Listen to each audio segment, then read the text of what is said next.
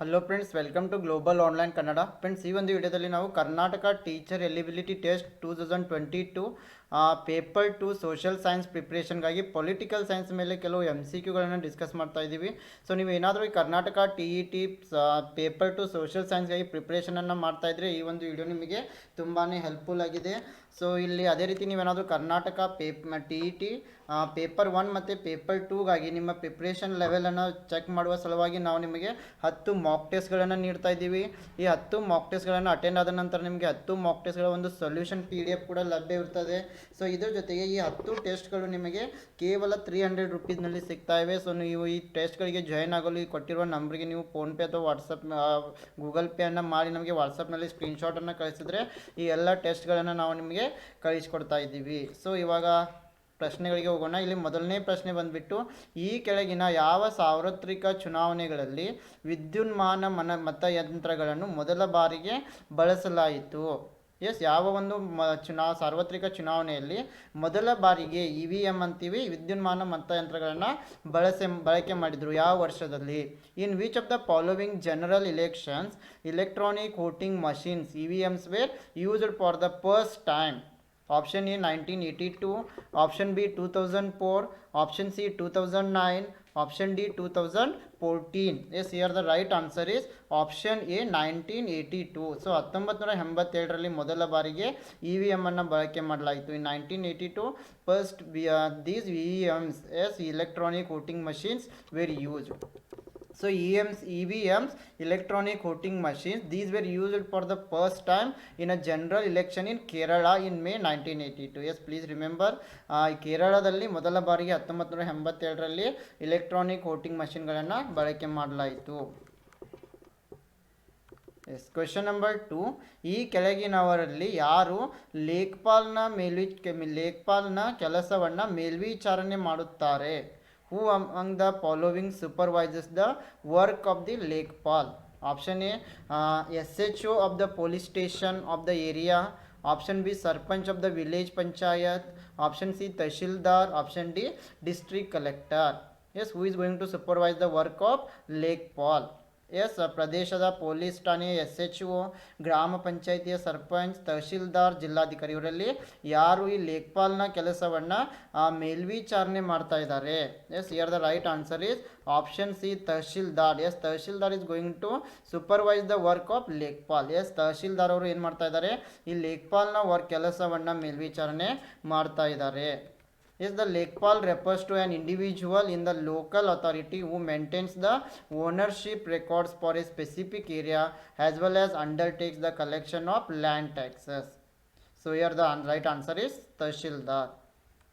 Yes, question number 3, ಸಂವಿಧಾನದ ಈ ಕೆಳಗಿನ ಯಾವ ವೈಶಿಷ್ಟ್ಯಗಳನ್ನು 1935ರ ಭಾರತ ಸರ್ಕಾರದ ಕಾಯ್ದೆಯಿಂದ ಎರವಲು ಪಡೆಯಲಾಗಿದೆ?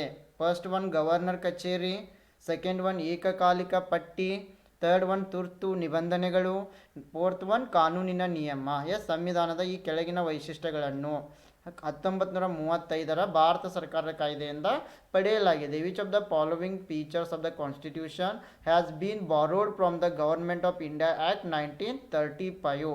First one officer of governor, second one concurrent list, third one emergency provisions, and the fourth one is rule of the law. Yes, here 4 options are given and the right answer is option D, all of the above. So ಈ ಮೇಲಿನ ಎಲ್ಲವೂ ಕೂಡ ಸರಿಯಾಗಿವೆ. Yes, the officer of the governor, concurrent list, then emergency provisions and rule of law, all these are taken from the Indian Act 1935. So ಇಲ್ಲಿ governor ಕಚೇರಿ ಆಗಿರ್ಬೋದು, ಏಕಕಾಲಿಕ ಪಟ್ಟಿ ಆಗಿರ್ಬೋದು, ತುರ್ತು ನಿಬಂಧನೆಗಳಾಗಿರ್ಬೋದು, ಕಾನೂನಿನ ನಿಯಮಗಳಾಗಿರ್ಬೋದು, ಎಲ್ಲವನ್ನೂ ಕೂಡ ಏನು ಮಾಡಿದ್ದೀವಿ? 1935ರ ಕಾಯ್ದೆಯಿಂದ ಪಡೆಯಲಾಗಿದೆ. Question number 4, dash where against private property has a source of profit? First one socialist and second one is mercantilist. ಲಾಭದ ಮೂಲವಾಗಿ ಖಾಸಗಿ ಆಸ್ತಿಯ ವಿರುದ್ಧ ಯಾವುದು? ಆಪ್ಷನ್ 1 ಸಮಾಜವಾದಿ, ಆಪ್ಷನ್ 2 ವ್ಯಾಪಾರಿ. Here the right one answer is option B, only one is correct.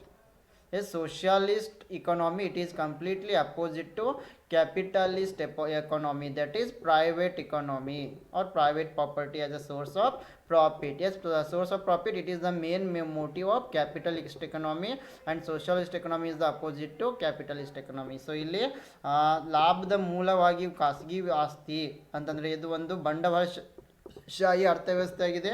ಇದಕ್ಕೆ ವಿರುದ್ಧವಾದದ್ದು ಸಮಾಜವಾದಿ ಅರ್ಥವ್ಯವಸ್ಥೆ ಅಂದರೆ ಸೆಂಟ್ರಲಿ ಪ್ಲಾನ್ಡ್ ಎಕಾನಮಿ. ಸೊ ಹೀಗಾಗಿ ಇಲ್ಲಿ ಆಪ್ಷನ್ ಬಿ ಒಂದು ಮಾತ್ರ ಸರಿಯಾಗಿದೆ. So socialism, it is a social and economic doctrine that lays emphasis on public rather than the private ownership, property and natural resources. Yes, ಇಲ್ಲಿ socialist economy ಸಮಾಜವಾದಿ ಅರ್ಥವ್ಯವಸ್ಥೆಯಲ್ಲಿ ಜನರಿಗೆ ಹೆಚ್ಚಿನ ಒಂದು ಮಹತ್ವವನ್ನು ನೀಡಲಾಗ್ತಾ ಇದೆ ಹೊರತು ಲಾಭದ ಉದ್ದೇಶಕ್ಕಾಗಿ ಅಲ್ಲ. ಸೊ ಇಲ್ಲಿ ಜನರ ಯೋಗಕ್ಷೇಮೆಯ ಒಂದು ಸರ್ಕಾರದ ಮುಖ್ಯ ಗುರಿಯಾಗಿರ್ತದೆ. Socialists were against private property as a source of profit. So ಇಲ್ಲಿ ಸಮಾಜವಾದಿ ಅರ್ಥವ್ಯವಸ್ಥೆಯಲ್ಲಿ ಲಾಭವೇ ಮುಖ್ಯ ಉದ್ದೇಶ ಆಗಿರುವುದಿಲ್ಲ. ಬಂಡವಾಳ ಅರ್ಥವ್ಯವಸ್ಥೆಯಲ್ಲಿ ಎಲ್ಲ ಜನರು ಲಾಭಕ್ಕಾಗಿ ಕೆಲಸವನ್ನು ಮಾಡಿದರೆ, ಈ ಒಂದು ಸಮಾಜವಾದಿ ಅರ್ಥವ್ಯವಸ್ಥೆಯಲ್ಲಿ ಜನರು ಸಮಾಜದ ಯೋಗಕ್ಷೇಮಕ್ಕಾಗಿ ಕಾರ್ಯವನ್ನು ಮಾಡ್ತಾ ಇದ್ದಾರೆ. So socialism also emphasises on economic activity through planning rather than market process. Okay, under socialism any surplus or profit is shared equally. Okay, question number 5. Which among the following is or are the causes of marginalization? Yes, ಈ ಕೆಳಗಿನಲ್ಲಿ ಯಾವುವು marginalisation ಅಂತರೀಕರಣಕ್ಕೆ ಕಾರಣಗಳಾಗಿವೆ? Option 1 exclusion, option B globalisation, option C displacement, option D all of the above. So ಯಾವುವು ಇಲ್ಲಿ ಮಾರ್ಜಿನಲೈಸೇಷನ್ಗೆ ಕಾರಣವಾಗಿ? ಹೊರಗಿಡುವಿಕೆ, ಜಾಗತೀಕರಣ, ಸ್ಥಳಾಂತರ, ಮೇಲಿನ ಎಲ್ಲ. Yes, here the right answer is option D all of the above. Yes, exclusion, globalisation and displacement, all these are causes for marginalization. ಇಲ್ಲಿ ಹೊರಗಿಡುವಿಕೆ ಆಗಿರ್ಬೋದು, ಜಾಗತೀಕರಣ ಆಗಿರ್ಬೋದು, ಸ್ಥಳಾಂತರ ಆಗಿರ್ಬೋದು, ಎಲ್ಲವೂ ಕೂಡ ಮಾರ್ಜಿನಲೈಸೇಷನ್ಗೆ ಕಾರಣಗಳಾಗಿವೆ. Yes, marginalisation describes both a process and a condition that prevents individuals or groups from full participation in social, economic and political life. As a condition, it can prevent individuals from actively participating. Next, question number 6. BAMCEF ಅನ್ನು ಏನನ್ನ ಸೂಚಿಸ್ತಾ ಇದೆ? What does BAMCEF stand for? Option A, Bangladesh Muslim Community Employers Federation. Option B, Backward and Muslim Community Employees Federation. Option C, Bhutan Mineral Corporation Employer Federation. Option D, Backward and Minority Communities Employees Federation. So here the right answer is option D, BAMCEF. It stands for Backward and Minority Communities Employees Federation. So option D is the right answer. Yes, BAMCEF is working since 1973 and is known to ಮೂಲ ನಿವಾಸಿ Bahujan Samaj. S, ಎಲ್ಲರೂ ನೆನಪಿಡಬೇಕು, ಈ BAMCEF ಅನ್ನು ಮೂಲ ನಿವಾಸಿ ಬಹುಜನ್ ಸಮಾಜ್ ಅಂತಲೂ ಕರಿತಾ ಇದ್ದಾರೆ. So it is an organisation of the educated employees from the scheduled caste, scheduled tribes and other backward classes and the converted minorities communities. Just please remember, ಈ ಒಂದು BAMCEF ಅಥವಾ ಮೂಲ ನಿವಾಸಿ ಬಹುಜನ ಸಮಾಜದಲ್ಲಿ ಎಜುಕೇಷನನ್ನು ಪಡೆದಿರುವ ಎಂಪ್ಲಾಯೀಸ್ SC ಮತ್ತು ಅದರ್ ಬ್ಯಾಕ್ವರ್ಡ್ ಕ್ಲಾಸಸ್ನಿಂದ ಹಾಗೂ ಕನ್ವರ್ಟೆಡ್ ಮೈನಾರಿಟೀಸ್ ಕಮ್ಯುನಿಟೀಸಿಂದ ಒಳಗೊಂಡಿರ್ತದೆ. It stands for backward and minority communities employees federation. Question number 7. ಸಂವಿಧಾನದ ಯಾವ ಪರಿಚ್ಛೇದದಲ್ಲಿ ಸಾಂವಿಧಾನಿಕ ಪರಿಹಾರಗಳ ಹಕ್ಕನ್ನು ಉಲ್ಲೇಖಿಸಲಾಗಿದೆ? Right to constitutional remedies is mentioned in which article of constitution? Option A article 30, option B article 14, option C article 32, option D article 23. Yes, right to constitutional remedies, it is mentioned in article 32. Yes, ಸಂವಿಧಾನಿಕ ಪರಿಹಾರಗಳ ಹಕ್ಕನ್ನು article number 32 ನಲ್ಲಿ ಉಲ್ಲೇಖಿಸಲಾಗಿದೆ. Yes, article 32, it is going to provide right to constitutional remedies. It means that a person has the right to move to Supreme Court for getting his fundamental rights protected. Question number 8. Identify the country from the following which has coming together federation. Coming together federation ಅನ್ನು ಹೊಂದಿರುವ ದೇಶವನ್ನು ಈ ಕೆಳಗಿನವುಗಳಿಂದ ಗುರುತಿಸಿರಿ. Option 1 India, option 2 Spain, option 3 U S A, option D Belgium. Yes, the country which is having the concept of coming together federation is U S A, United States of America. Yes, ಈ coming together federation ಅನ್ನು ಹೊಂದಿರುವ ದೇಶ U S A ಆಗಿದೆ. Yes, federalism, it is a system of government in which the powers are divided between the center and its constituent parts. And there are two kinds of routes through which federations have been formed. And this type of coming together federation include the USA, Switzerland and also Australia. Question number 9. What is the designation of the person in charge of a police station? Officer on special duty, home inspector, station house officer, police superintendent. Police ಠಾಣೆಯ ಉಸ್ತುವಾರಿ ವ್ಯಕ್ತಿಯ ಹುದ್ದೆ ಏನು? Option A ವಿಶೇಷ ಕರ್ತವ್ಯದ ಅಧಿಕಾರಿ, option B home inspector, option C station house officer, option D police ಅಧೀಕ್ಷಕರು. Yes, here the right answer is option C station house officer. He is the person in charge of the police station. Yes, ಇಲ್ಲಿ police ಠಾಣೆ ಉಸ್ತುವಾರಿಯನ್ನು station house officer ವಹಿಸ್ಕೊಳ್ತಾ ಇದ್ದಾರೆ, SHO ಅಂತ ಕರಿತಾ ಇದ್ದೀವಿ.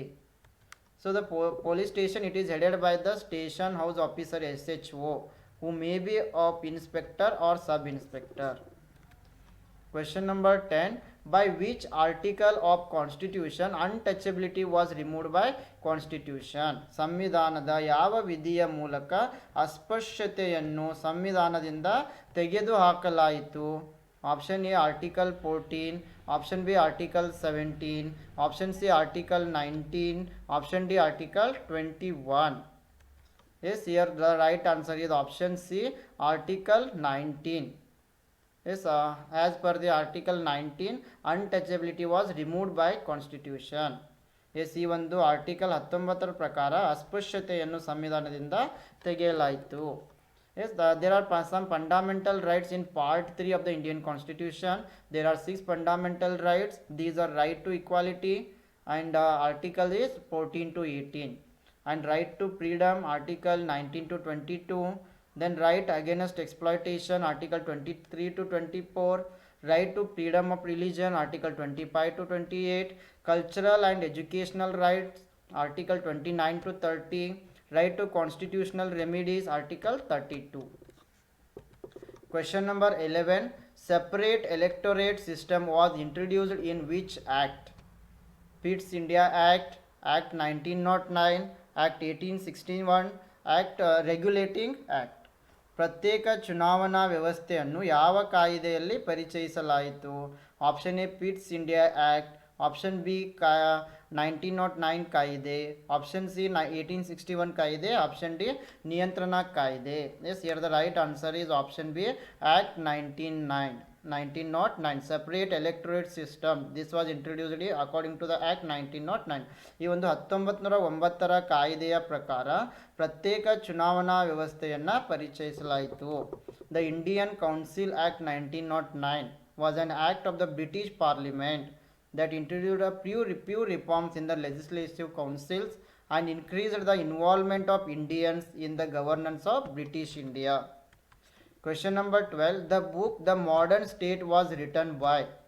The modern state ಎಂಬ ಪುಸ್ತಕವನ್ನು ಬರೆದವರು ಯಾರು? Option A David Easton, option B Harold J Laski, option C R M. McClure, option D G.D.H. Cole. Yes, here the right answer is option C, R.M. Malquer. Yes, the book Modern State was written by R.M. Maclure. Question yes, the book Modern State, it was written by Robert Morrison Maclure, was a socialist from Stornoway. He was from Scotland.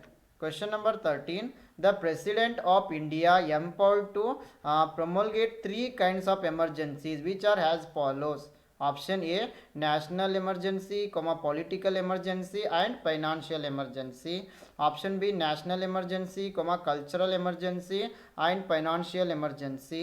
Option C national emergency state emergency and financial emergency. Option D none of the above. Yes, ಭಾರತದ ರಾಷ್ಟ್ರಪತಿಗಳು 3 ರೀತಿಯ ತುರ್ತು ಪರಿಸ್ಥಿತಿಗಳನ್ನು ಘೋಷಿಸಲು ಅಧಿಕಾರವನ್ನು ಹೊಂದಿದ್ದಾರೆ. ಅವುಗಳು ಈ ಕೆಳಗಿನಂತಿವೆ. ಆಪ್ಷನ್ ಎ ರಾಷ್ಟ್ರೀಯ ತುರ್ತು ಪರಿಸ್ಥಿತಿ, ರಾಜಕೀಯ ತುರ್ತು ಪರಿಸ್ಥಿತಿ ಮತ್ತು ಆರ್ಥಿಕ ತುರ್ತು ಪರಿಸ್ಥಿತಿ. ಆಪ್ಷನ್ ಬಿ ರಾಷ್ಟ್ರೀಯ ತುರ್ತು ಪರಿಸ್ಥಿತಿ, ಸಾಂಸ್ಕೃತಿಕ ತುರ್ತು ಪರಿಸ್ಥಿತಿ ಮತ್ತು ಆರ್ಥಿಕ ತುರ್ತು ಪರಿಸ್ಥಿತಿ. ಆಪ್ಷನ್ ಸಿ ರಾಷ್ಟ್ರೀಯ ತುರ್ತು ಪರಿಸ್ಥಿತಿ, ರಾಜ್ಯ ತುರ್ತು ಪರಿಸ್ಥಿತಿ ಮತ್ತು ಆರ್ಥಿಕ ತುರ್ತು ಪರಿಸ್ಥಿತಿ. ಆಪ್ಷನ್ ಡಿ ಮೇಲಿನ ಯಾವುದೂ ಅಲ್ಲ. Yes, here the right answer is option C. The president of India empowered to promulgate 3 kinds of emergencies. These are national emergency, state emergency and financial emergency. This also you must remember. National state emergencies means president's rules. ಇಲ್ಲಿ ಭಾರತದ ರಾಷ್ಟ್ರಗಳು 3 ರೀತಿಯ ತುರ್ತು ಪರಿಸ್ಥಿತಿಗಳನ್ನು ಹೊರಡಿಸಬಹುದು. ಅವುಗಳೆಂದರೆ ರಾಷ್ಟ್ರೀಯ ತುರ್ತು ಪರಿಸ್ಥಿತಿ, ರಾಜ್ಯ ತುರ್ತು ಪರಿಸ್ಥಿತಿ ಮತ್ತು ಆರ್ಥಿಕ ತುರ್ತು ಪರಿಸ್ಥಿತಿ.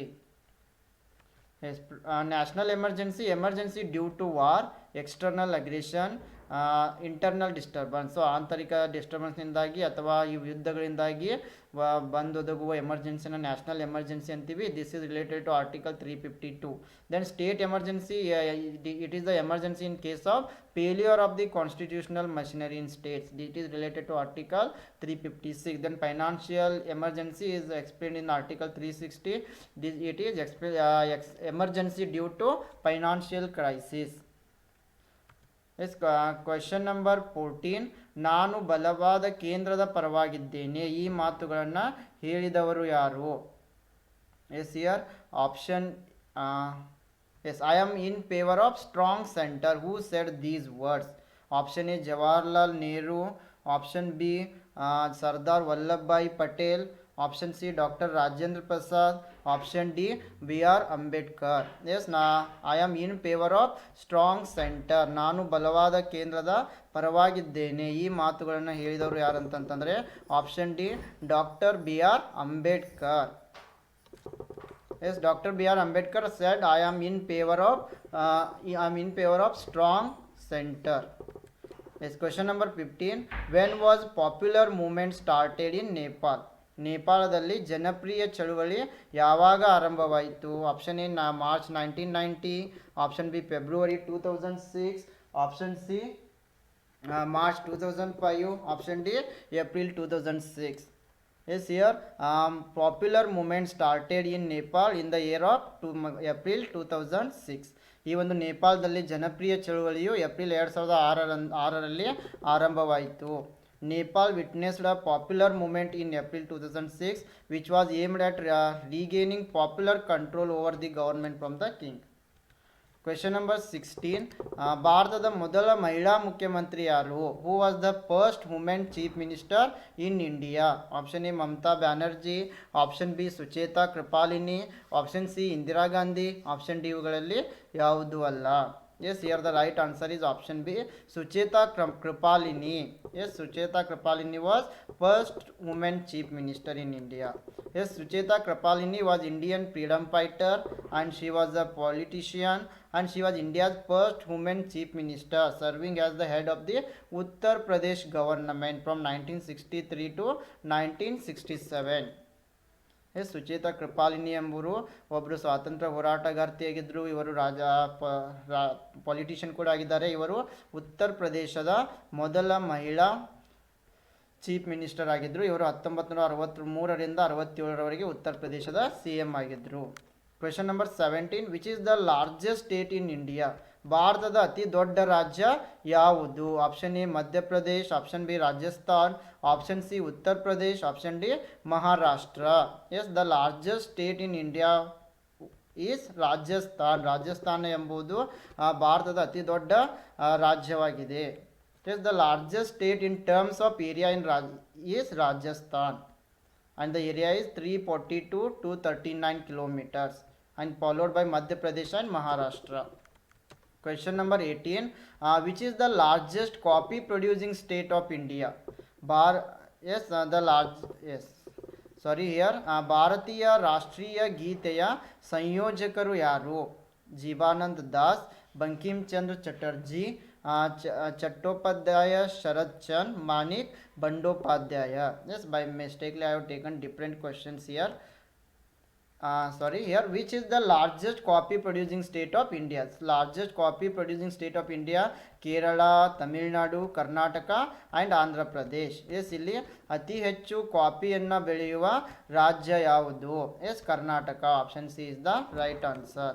Yes, Karnataka is the largest coffee producing state of India with 70.5%, and it is followed by Kerala and Tamil Nadu. Question number 19. When we celebrate the Indian Navy Day, ನಾವು ಭಾರತೀಯ ನೌಕಾಪಡೆಯ ದಿನವನ್ನು ಯಾವಾಗ ಆಚರಿಸ್ತಾ ಇದ್ದೀವಿ? Option A December 4, option C 6th March, option D 15 August. Here the right answer is option A, December 4. Yes, on this Indian Navy Day, it is celebrated on 4th December to respect Indian Navy's counter attack in Operation Trident during the Indo-Pakistan War in 1971. Question number 20. Who composed the Indian national anthem? ಭಾರತೀಯ ರಾಷ್ಟ್ರಗೀತೆಯನ್ನು ರಚಿಸಿದವರು ಯಾರು? Option A Satyajit Ray, option B M K Gandhi, option C Swami Vivekanand, option D Rabindranath Tagore. Yes the Indian national anthem it was composed by Rabindranath Tagore. So ಭಾರತದ ರಾಷ್ಟ್ರಗೀತೆಯನ್ನು ರಚಿಸಿದವರು Ravindranath Tagore. Yes, India's national anthem, that is Janagana Mana, is an adoption from the writings of the poet and playwright Rabindranath Tagore. Question number 21. Which is the India's highest sports award? ಭಾರತದ ಅತ್ಯುನ್ನತ ಕ್ರೀಡಾ ಪ್ರಶಸ್ತಿ ಯಾವುದು? Rajiv Gandhi Khel Ratna award, Arjun award, Dronacharya award, Dhyan Chand award. Yes, here the right answer is option A Rajiv Gandhi Khel Ratna award. Yes, option A, Rajiv Gandhi Khel Ratna Award. It is the highest award, highest post award. So ಈ ರಾಜೀವ್ ಗಾಂಧಿ ಖೇಲ್ ರತ್ನ ಪ್ರಶಸ್ತಿಯನ್ನು ಭಾರತದ ಅತ್ಯುನ್ನತ ಕ್ರೀಡಾ ಪ್ರಶಸ್ತಿ ಅಂತ ಹೇಳ್ತಾ ಇದ್ದೀವಿ. Yes. Okay friends, this is about our today's session, and if you are preparing for Karnataka TET paper 1 and paper 2, here we are from Global Online Kannada providing 10 mock tests on paper 1 and paper 2, and I believe if you attend all these tests you may increase your score, and these tests are available only at rupees 300. If you want to join, you can send 300 rupees to by using Google Pay or Phone Pay to this number, and you can send a screenshot in WhatsApp, then we will send you the test. So ನೀವೇನಾದರೂ Karnataka TET paper 1 ಮತ್ತು paper 2ಗಾಗಿ ಪ್ರಿಪ್ರೇಷನನ್ನು ಮಾಡ್ತಾ ಇದ್ದರೆ global online Kannada ವತಿಯಿಂದ ನಾವು ನಿಮಗೆ 10 Mach ಟೆಸ್ಟ್ಗಳನ್ನು ನೀಡ್ತಾ ಇದ್ದೀವಿ. ಈ 10 ಮಾಕ್ ಟೆಸ್ಟ್ಗಳನ್ನು ಅಟೆಂಡ್ ಆಗೋದ್ರ ಮೂಲಕ ನೀವು ನಿಮ್ಮ ಸ್ಕೋರ್ ಲೆವೆಲನ್ನು ಹೆಚ್ಚಿಗೆ ಮಾಡ್ಬೋದು. ಈ 10 ಮಾಕ್ ಟೆಸ್ಟ್ಗಳು ನಿಮಗೆ ಕೇವಲ 300 ರುಪೀಸ್ನಲ್ಲಿ ಸಿಗ್ತಾ ಇವೆ. ಸೊ ಇವುಗಳನ್ನು ನೀವು ಅಟೆಂಡ್ ಮಾಡಲು ಈ ನಂಬರ್ಸ್ಗೆ ಕಾಂಟ್ಯಾಕ್ಟನ್ನು ಮಾಡಬಹುದು. ಎಸ್, ಅದೇ ರೀತಿ ನಾವು ಡೈಲಿ ಅಪ್ಲೋಡ್ ಮಾಡೋ ವಿಡಿಯೋಗಳ ಒಂದು ಲಿಂಕ್ಸ್ಗಳನ್ನು ನೀವು ಪಡೆಯಲು, ಅದೇ ರೀತಿ ಕರ್ನಾಟಕ TET ಆಗಿರ್ಬೋದು, ಕರ್ನಾಟಕ ಸೆಟ್ ಆಗಿರ್ಬೋದು, ಅದೇ ರೀತಿ PhD ಎಕ್ಸಾಮಿನೇಷನ್ ಆಗಿರ್ಬೋದು, ಇನ್ನುಳಿದ ಹಲವಾರು ಎಕ್ಸಾಮ್ಗಳಿಗೆ ಪ್ರಿಪ್ರೇಷನನ್ನು ಮಾಡಲು ನೀವು ಗ್ಲೋಬಲ್ ಆನ್ಲೈನ್ ಕನ್ನಡ ಟೆಲಿಗ್ರಾಮ್ ಗ್ರೂಪ್ಗೆ ಜಾಯ್ನ್ ಆಗ್ಬೋದು. ನೀವು ಟೆಲಿಗ್ರಾಮ್ ಗ್ರೂಪ್ನಲ್ಲಿ ಗ್ಲೋಬಲ್ ಆನ್ಲೈನ್ ಕನ್ನಡ ಅಂತ ಟೈಪ್ ಮಾಡಿದರೆ ಈ ಒಂದು ನಮ್ಮ ಗ್ರೂಪ್ ನಿಮಗೆ ಸಿಗ್ತಾ ಇದೆ. Yes, I wish all the best.